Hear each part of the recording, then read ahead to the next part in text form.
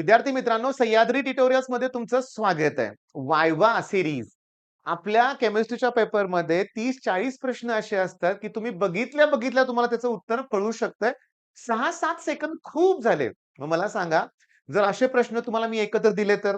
तेच आपण वायवा सीरीजमध्ये करतोय, हे तुम्हाला लक्षात आलं असेल. मग वायवा सीरीजच्या अगोदरचे व्हिडिओ बघितले नसतील, तर ते अगोदर कंप्लीट करा आणि ही सीरीज सीईटी होईपर्यंत सुरूच राहणार आहे.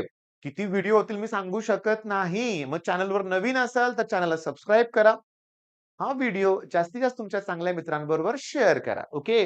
आणि हो, व्हिडिओची संख्या वाढलेली आहे.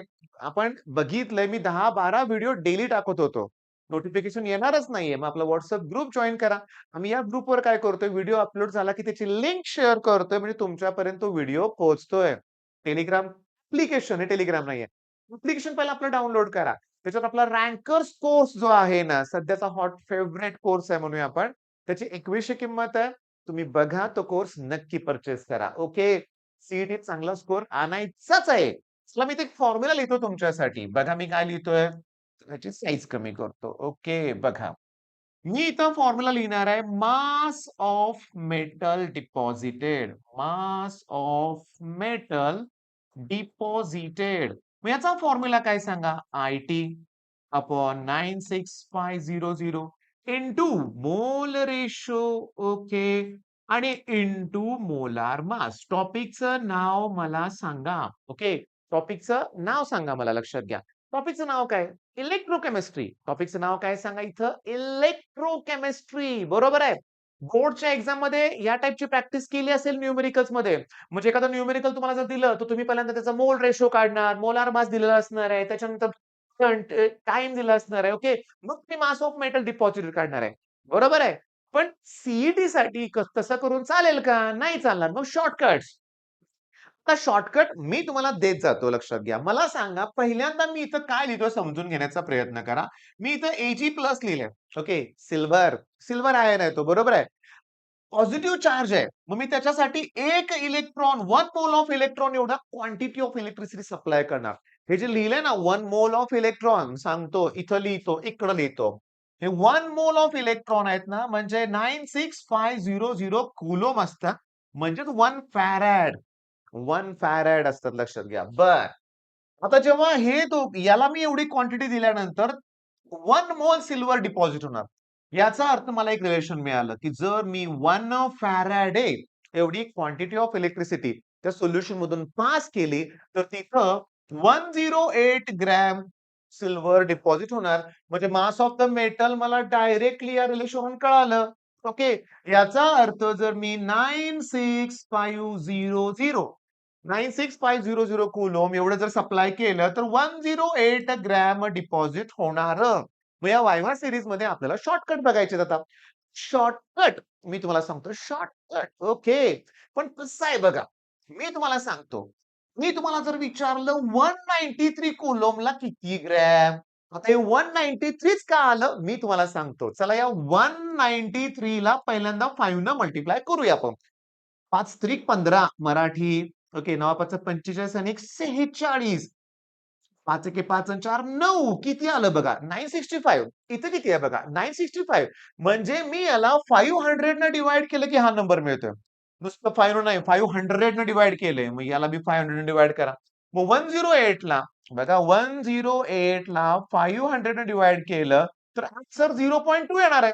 ओके. अरे पण 108 होतं. मी तर 100 लिहिलंय. मी व्हॅल्यू कमी घेतली. मग आन्सर थोडंसं कमी येणार आहे. म्हणजे करेक्ट आन्सर 0.2 पेक्षा थोडंसं जास्त असणार आहे, लक्षात घ्या. अरे म्हणजे तुम्हाला काय करायचंय माहितीये का?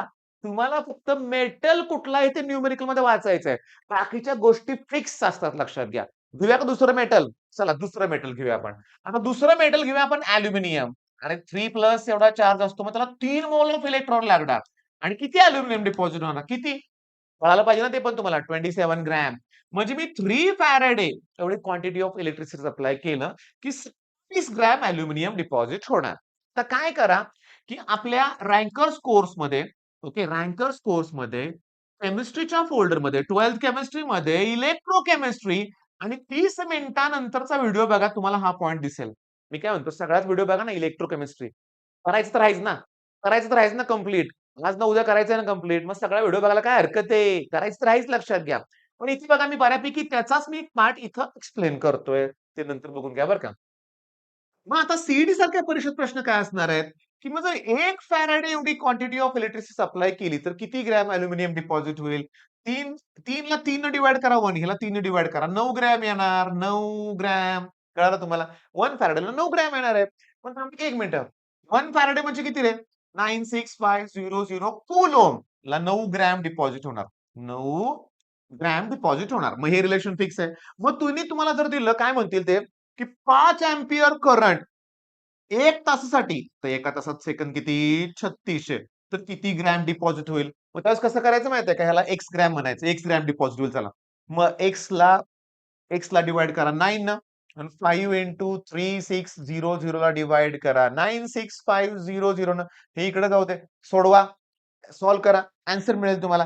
हे 9 इकडे वर जाणार. ओके. 2 0 2 0 कॅन्सल. इकडे 193 येणार. 193 आलं. मगाशी कॅल्क्युलेशन केलं होतं. 5 डिव्हाईड केलं होतं. ओके. 36 त्रिक 180, 3 त्रिक 9. अप्रॉक्सिमेट काढायचं रे. अप्रॉक्सिमेट. लय फास्ट करावं लागतंय अप्रॉक्सिमेट. तुम्ही हळू करा. सुरुवातीला हळू करा. ओके.